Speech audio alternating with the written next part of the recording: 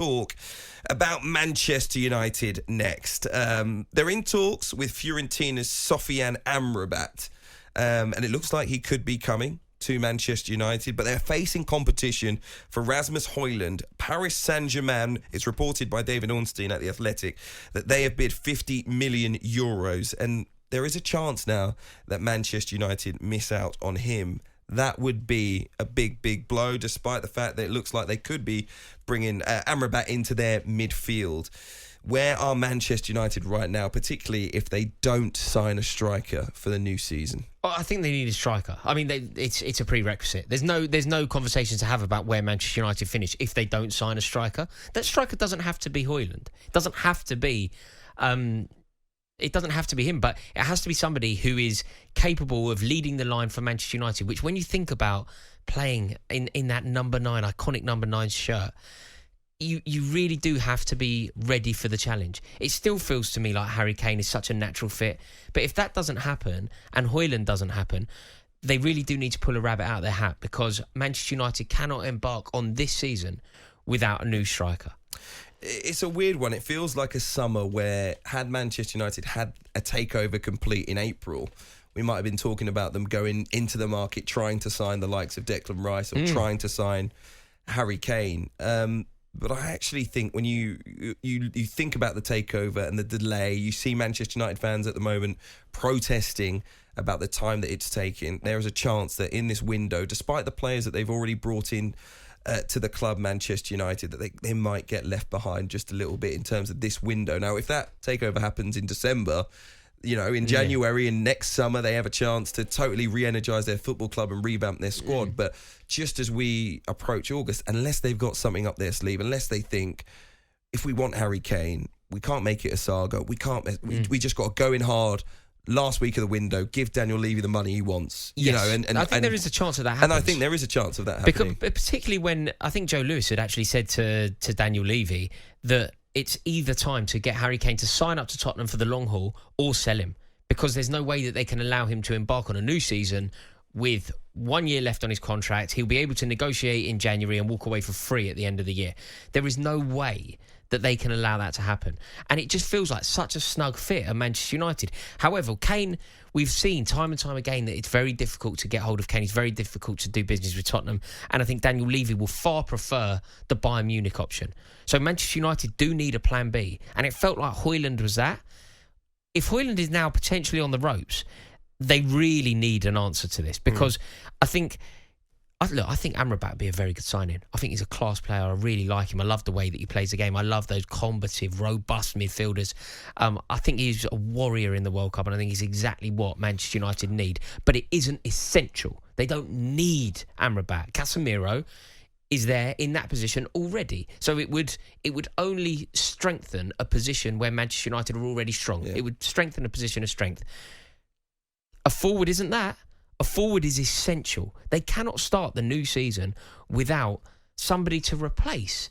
I mean, we're talking about replacing Wout Weghorst. Like, they need a striker. I cannot believe that it's come to this, and we are now potentially going to have a conversation around Manchester United not signing centre forward. The thing is, in other times I might be really ready to hammer Manchester United and say, if you want a player like Hojlund, who is not one of the biggest names in European football, Manchester United still confident in signing him, by the way, but ultimately, that's a deal that you think a club the size of Manchester United was signing a young player from Atalanta, with due respect, in years gone by, that deal can get wrapped up in a matter of days. Yeah.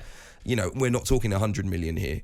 Manchester United don't want to go above 60 million at the moment. I think it's 43 million pounds bid coming today from Paris Saint-Germain. Atalanta wants 70 million euros. Man United don't want to go past 60. But ultimately, for a player who is young, who hasn't done much in football, ultimately, if you get near 60 million euros, Manchester United, you'll get him. So, in a way, today's news that Paris Saint-Germain are in might hurry them up, and we might actually see this deal concluded sooner rather than later. It would be terribly problematic if Paris Saint-Germain get it over the line. It would be horrific. It would be terrible for Manchester United, because then all of a sudden, Kane's price goes up.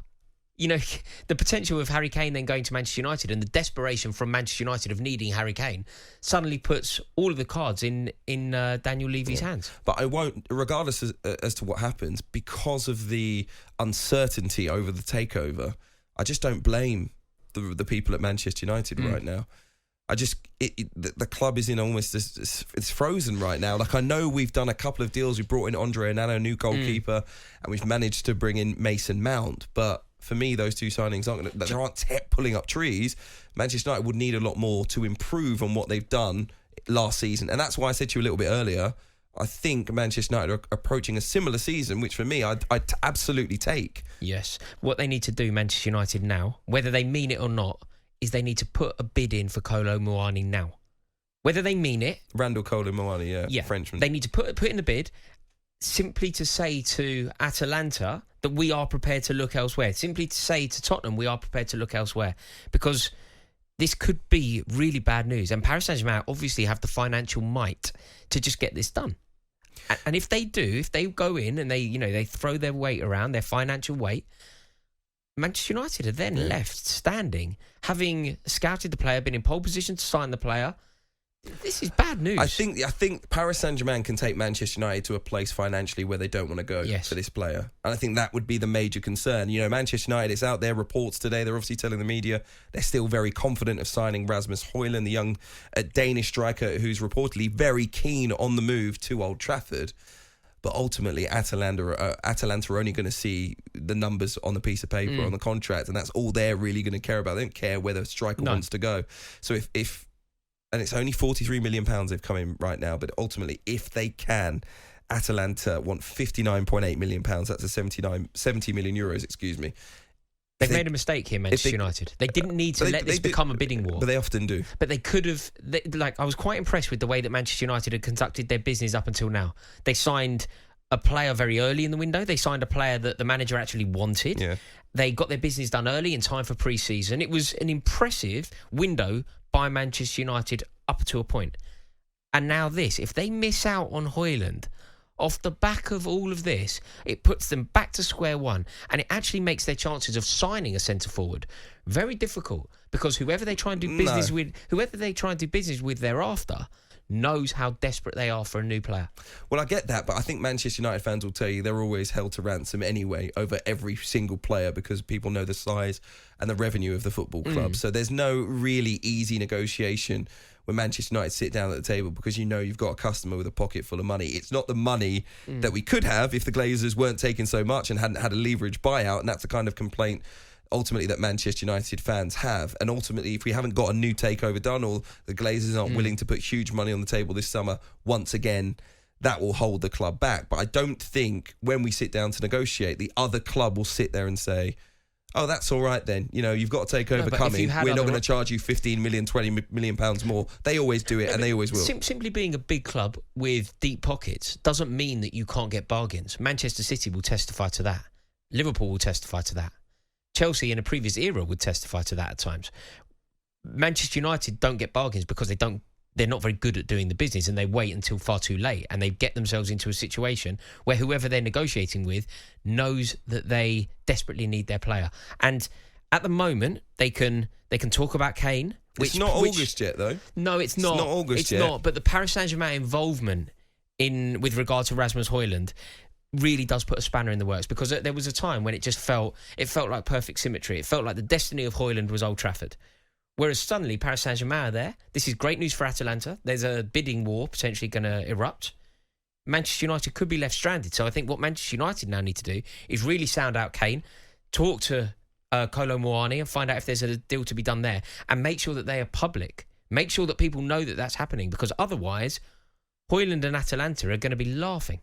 Yeah, Paris Saint-Germain, I think this bid's coming because they're going to save a lot of money if Kylian Mbappe leaves the club. They're going to have a lot of money to spend on strengthening their attacking line. Remember the wages that will be going off the wage bill at Paris Saint-Germain when Messi, obviously, his contract came to an end, and now Kylian Mbappe, two of the biggest earners in world football, coming off your books, means that there's going to be a little bit of room there to negotiate on transfer. So it is a worry for Manchester United.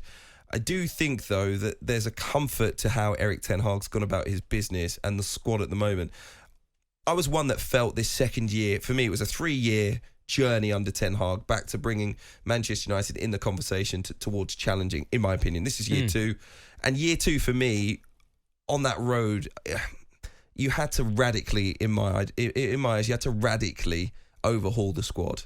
And Manchester United aren't doing that right now.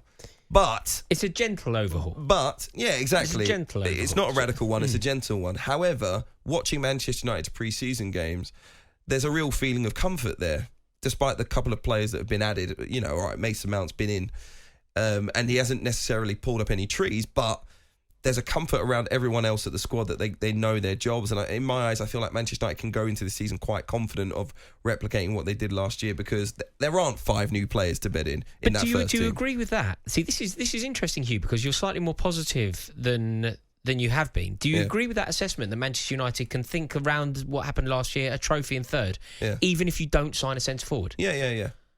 I do. I think. Who plays there though? Do you think Rashford moves in? Manchester United were extremely wasteful with their chances last season. It's not that they didn't create goal-scoring opportunities, and they didn't have the worst defence. No. By any stretch of the imagination. They conceded exactly the same number of goals as Arsenal in the Premier League last season. But their goal difference was only 15. So, yes, they need to add goals next season. But there is, like I said, the eye test suggests that Manchester United left a lot of goals out there on the pitch last season.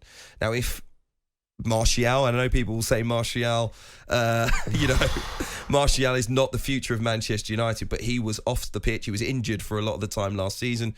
We maybe saw Wout Weghorst, who had a poor time in front of goal more often than we would have wanted to. If Martial can stay fit, if Marcus Rashford can have another good season, the likes of Jadon Sancho, who've looked pretty sharp in pre-season, can add goals and actually play much more regularly, and Garnacho, there can be goals in this Manchester United team. For me, it's not absolutely imperative.